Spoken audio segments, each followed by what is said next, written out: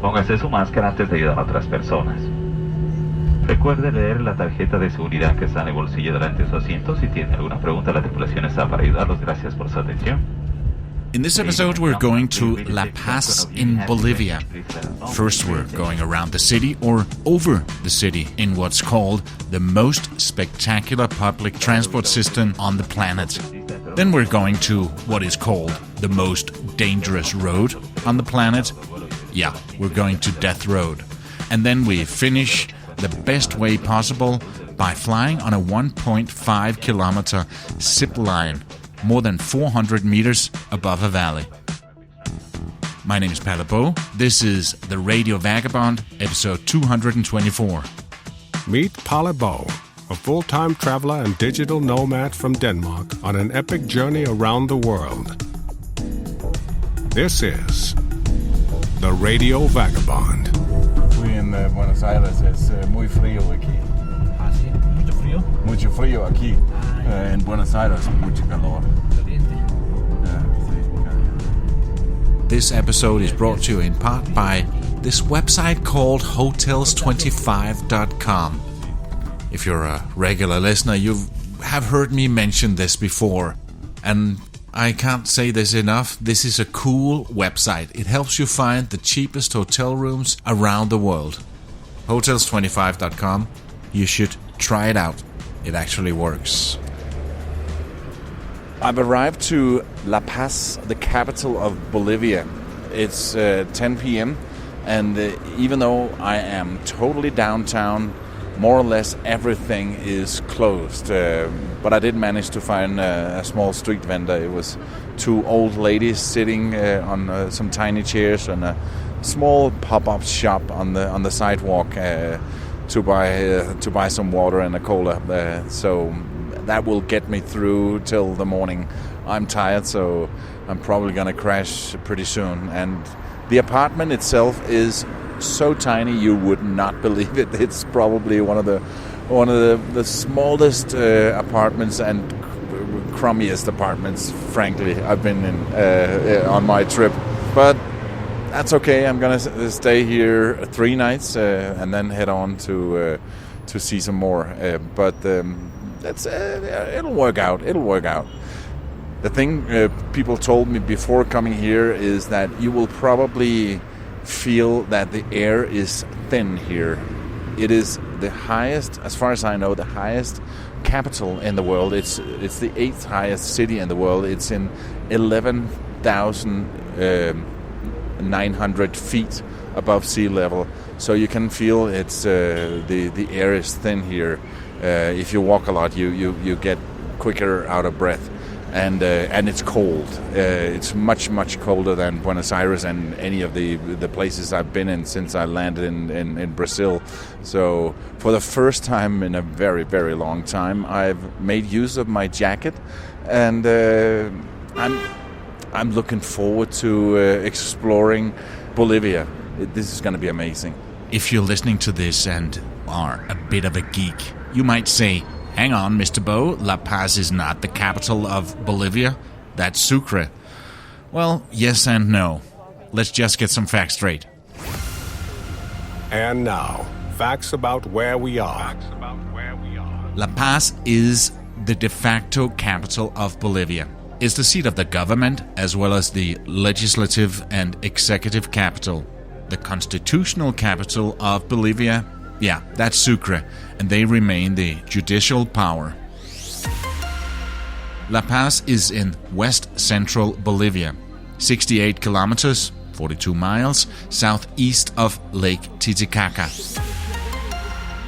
With an estimated 816,000 residents, La Paz is the third most populous city in Bolivia.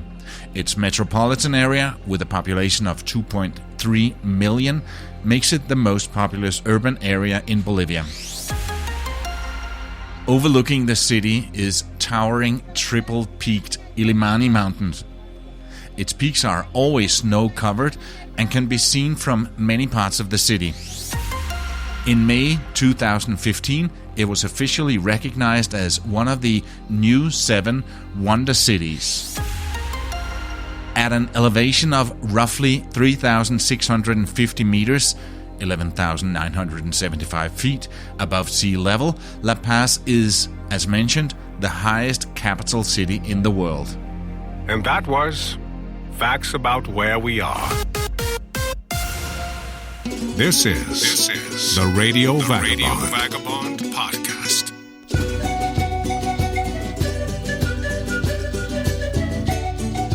La Paz is also home to the largest urban cable car network in the world.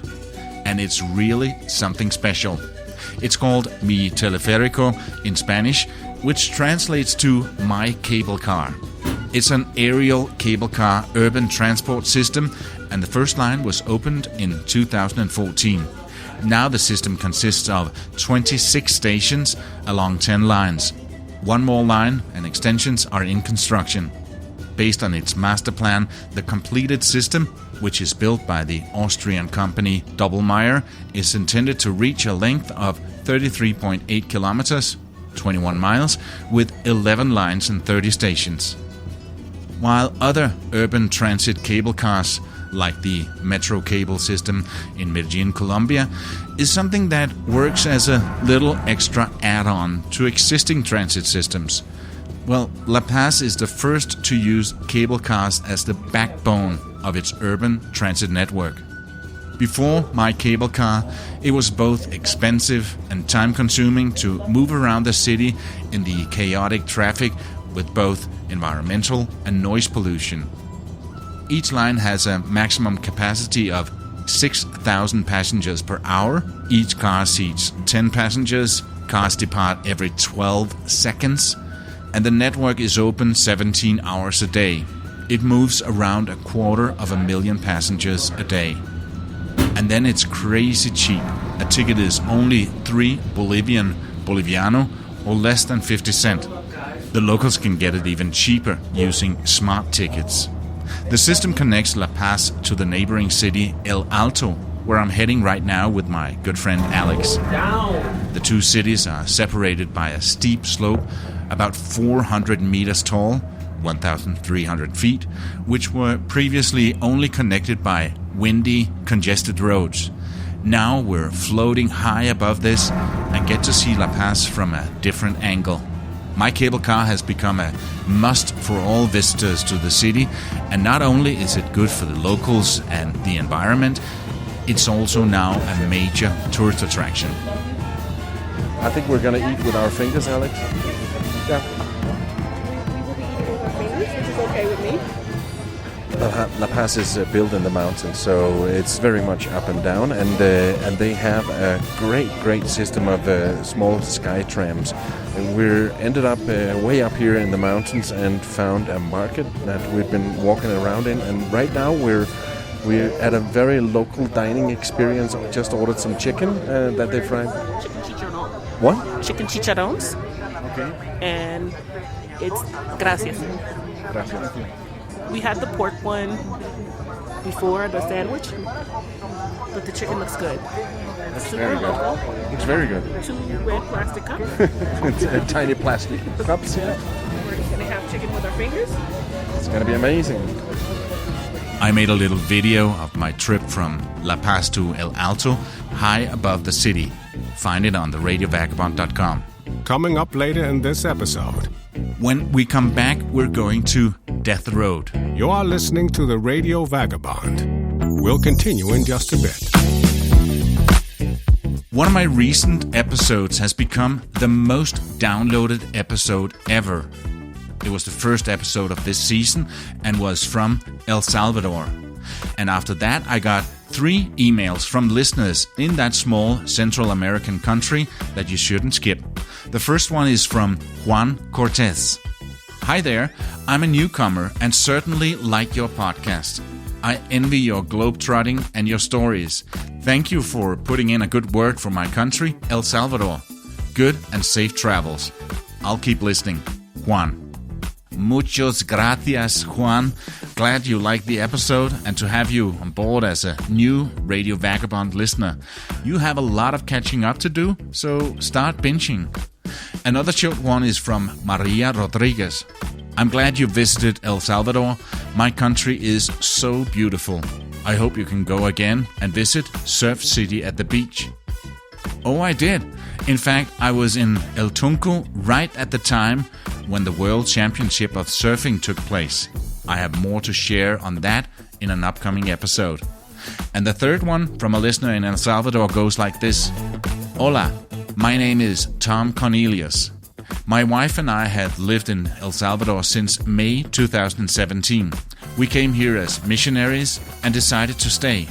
Your story is good and touches many of El Salvador's high points, but even after 5 years, we have not explored the many natural beauties so near to us. We hope you were able to visit Lago de Coatepeque, one of the most beautiful sights that I have ever seen in my 69 years. You're correct about the coffee. I love visiting different coffee fincas or farms. I always buy from these. So many things to see and do, always inexpensive and always a treat for the senses, like the many thermal hot springs. I hope you continue your travels and continue to enjoy the natural beauty that you encounter. Just te bendiga, Tom. Bless you too, Tom. Yes, I did visit Lago de Coatepeque. I'm still not sure I'm saying that right. And I totally agree, it is stunning. To those of you who don't know, it's an almost circular round lake that is in what used to be a volcanic crater. I did a day trip from San Salvador to Santa Ana, and this was where we stopped for lunch. That's also something I'll be sharing in an upcoming episode. Juan, Maria, and Tom, thank you to all three of you for reaching out. You can also send a few lines to Palabo and get featured on the show. Tell him where you are and what you're doing right now as you're listening to these words. Just click on Contact on theradiovagabond.com and fill out the form. This is the Radio Vagabond podcast. If you Google the most dangerous road in the world, I'm pretty sure that you'll see pictures of a mountain road just outside of La Paz here in Bolivia.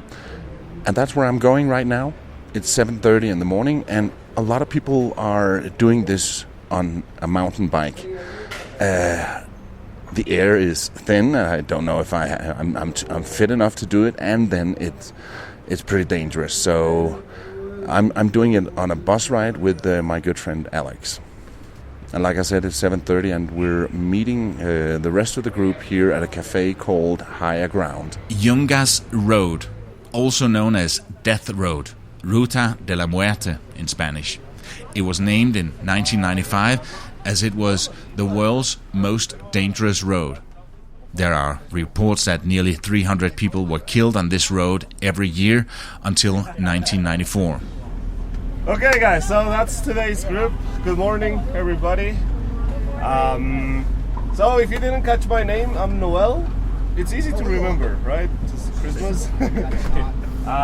This guy over here is Kenny, as we call him. Yes. So Death Road got its name because of the high death rate.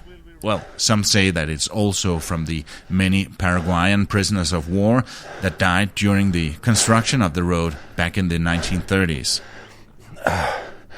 We're at this high point where they're going to start the bike ride down, and we're in the mountains. 4,000... Oh, I can hardly breathe. 4,700 meters above sea level. And the air is thin here. Literally, I can look down and see clouds. Right where I am now, there's a Christ statue that looks a little bit like the one in Rio de Janeiro, only this one is a lot smaller. My God, what a view. What a view. I'm gonna take some photos now, and I'll put them on the radiovagabond.com. So when you hear this, you should be able to go and see those photos. Wow. And there's gonna be a lot more, I'm sure. They have amazing brakes actually.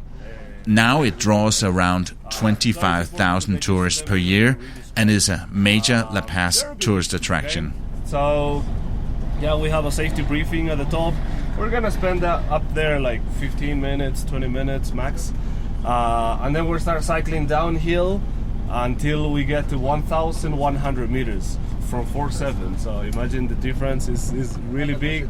It's normally really cold at the beginning, and it's really hot at the end usually, because it's a subtropical rainforest. So we go through different climates, and it changes a lot actually. Obviously we're gonna make a lot of stops on the way, guys. So the stops that we do are especially to regroup, that way we can stick together.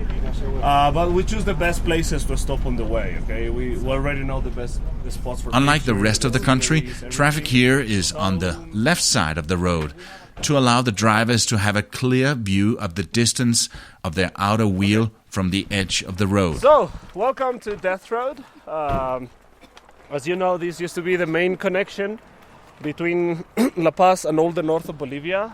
So before they opened the new road, all this traffic we saw used to be on this road right here. As you see at the moment, there is not anymore that much traffic. Most of the drivers prefer to take the new road, but at the moment this road is still open for traffic. Anybody who would like to can drive here. Okay, now we're at the entrance to Death Road itself. The first half of the tour so far has been on paved roads, and it's been very nice. From here on, it's going to be gravel. It's going to be these insane drops, and yeah, now we're getting into Death Road itself. The last piece of road up to here has been uphill, so almost all of the group, they jumped into the car and their bikes were loaded onto the roof. Now they're unloading the bikes again, and now they're going to be driving Death Road, and I'm going to be in the bus with 3 other who bought that kind of a trip. The bus itself, it's a very, very old, smaller Nissan bus. It's bigger than a van, but smaller than a regular bus, and it's old, and it's I don't know how many times that bus have been on this road. But even though it can be, obviously it's dangerous to drive on a bicycle, it's not without any danger to drive this in a car or in a bus as well, because we can go over the cliff as well.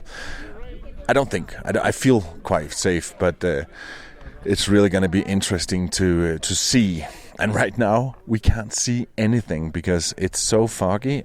Or let me put it another way: we are inside a cloud right now, and so we can't see anything. Right here where I'm standing, there would, under normal circumstances, be an amazing view, I guess, but I cannot see anything. We've just been given a snack and a banana, and then we're gonna take off. It's 64 kilometers long, and with the steepness, amazing scenery, and the infamous reputation, it makes mountain biking down it a must-do day trip for adventure-seeking visitors to La Paz. So what happened? I just fell down, and there are some... Were you getting close to over the edge? No. I just pressed the wrong brake on the left hand brake, so it's the front wheel, so it's easily to just. So you fell over the yeah. A little bit, oh. yeah. Oh. Okay. Do you think you've broken anything? No. Everything's good. Just bruising. Yeah. And the pride. Yeah. Right.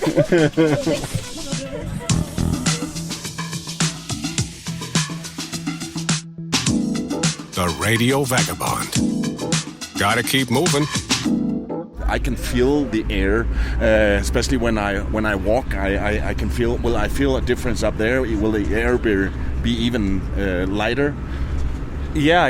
Actually, we still have to climb 1,000 more meters to the top. Yeah. Anyways, we spend at the top not really long. Yeah. But we do carry some oxygen. Yeah. Can you tell me how far are you going to be riding the bikes today? So we started at 4,700 and we're gonna end up at 1,100. It's the same altitude of La Paz. We're gonna descend on bikes, you know. It's 63 kilometers in total we're gonna do by bikes. 32 kilometers of asphalt and 31 kilometers of gravel. Yeah. The history of the death road. Now there's a new road, but up until 2006, this was the only way from people from La Paz to get to the northern part of Bolivia. Absolutely, yeah. It used to be the only road. That's why there used to be a lot of traffic on the road, and yeah, unfortunately, a lot of accidents as well. How dangerous was it? So, by following the numbers, you can imagine how dangerous it was. 200, 300 deaths per year. So it truly was the world's most dangerous road. Yeah, I've obviously seen a lot of photos and videos of big trucks going there and thinking there's just a drop to one side, and it looks insane. Yeah, it's actually quite spectacular. Biggest drop, it's up to 700 meters, and some of them are sheer like a wall, so steep. Yeah, but now there's a new road, so there's not much car and bus and truck traffic there right now. Yeah, not as many. Anyways, the road is still open for traffic. Anybody who would like to can go and drive there, but drivers prefer to take the new road, and I understand why, honestly. Are there any accidents still? Unfortunately, I think that's part of these activities. Like, this is considered an adventure activity.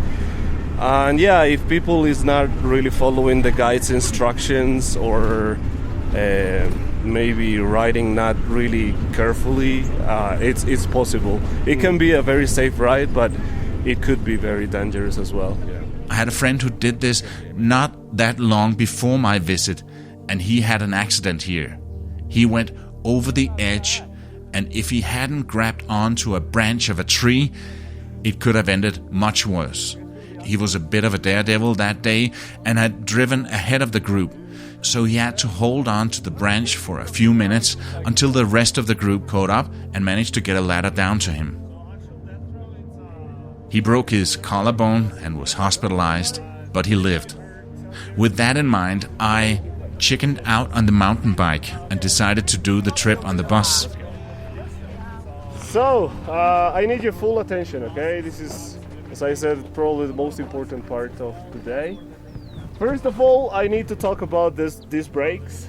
You know, we have hydraulic disc brakes, so they are really powerful. But honestly, something that you should never do, actually the worst you could do, is to get on panic and then slam on the brakes. If you do that, yeah, of course the bike is gonna stop because you got really good brakes, but your body's not gonna stop, right? You're gonna keep going over the handlebars like Superman. So please use these brakes very softly, very gently, and calmly, because they are very strong. So basically what we're gonna do on our group is to get organized from the fastest to the slowest, so we can minimize the passing on the way. If you're confident, yeah, you can go in the front. If you're not that confident, please wait until being at the back with the last guide. So it's okay to overtake each other, but ideally you communicate first. You should say something like, passing on your left, just to let the other person, because some people is unpredictable. They don't see you coming. They could get on your way. The other excuse I gave myself was that I didn't know if I would be in good enough shape, plus the thing with the thin air. But come on, it's a 64-kilometer ride, but almost all downhill, with a few small uphills and a couple of flat bits. So it doesn't require a lot of EPO to do that. There are some trucks going down really slow, painfully slow. That's why probably you will need to overtake them. If you guys need to overtake a truck, always do it by the left side of the road, by the left. Obviously make sure there is not another car coming uphill, right? Because there is a lot of blind corners on this road. I mean, take your time for that, okay? If you can take a quick look on your shoulder as well. Looking back, I regret that I opted for the bus. I should have done the bike. And besides, I don't know what was most dangerous, being on a bike with good brakes or being on an old bus that I had no control over. The thought of riding a bicycle with a vertical drop beside you seemed more dangerous than it really is. If you take it nice and slow, and don't push yourself and drive like a maniac, and if the equipment and the brakes are good. I went on the trip with a company called Gravity Bolivia, and they seem very professional, with good mountain bikes with very good brakes. Also, their guide, Noel, gave the riders thorough safety briefings. The next stop is down there, guys. You see those buildings, those green roofs? I posted a video from the founder of Gravity Bolivia, Alistair Matthew, about the Death Road ride, and also a few videos and a lot of pictures that I took myself. It's all on theradiovagabond.com. The ultimate destination for armchair travelers who are looking for inspiration to get out into the real world and let loose their wanderlust. This is the Radio Vagabond. At the end of Death Road, we have another adrenaline rush waiting for us. It's Bolivia's best zipline experience that consists of 3 sections that last for a combined 1,550 meters, 5,100 feet. As we're flying more than 400 meters above the stunning Yungas Valley, we reach speeds of up to 85 kilometers per hour, 52 miles per hour. One time with the legs first, and twice in what they call a Superman position, face down and head first. This part is run by Zip the Flying Fox. I put a link to their Facebook page and website in the notes section of this episode. And on the radiovagabond.com, I put a little video that I recorded from this part too. Come see me fly. We're almost at the end of this episode, supported in part by Hotels25.com, the website that helps you find the best deals on hotel rooms, guest houses, and hostels all around the world in one simple search. You know that. Hotels25.com. Next week on the Radio Vagabond. Next week we'll go to... Well, I'll let you decide. Should we A. go on a road trip in the US, B. visit an orphanage in Kenya, C. take a tour around the capital of Nepal, or D. go back to more of my trip to El Salvador that I spoke of before? The choice is yours. Go vote on the Radio Vagabond on Facebook. It's facebook.com/the Radio Vagabond. You will need to vote by tomorrow, Thursday, February 10th, 2022. So if you're listening to this sometime in the future, and I know that probably most of you are, you can ignore this. Instead, just go to the Facebook page. I might do these kind of votes again. Or drop me a line with suggestions on where you would like an episode from. You can reach me on theradiovagabond.com under Contact. We'll be back next week in, well, we'll see. My name is Palabo, and I gotta keep moving. See ya. Produced by radioguru.co.uk.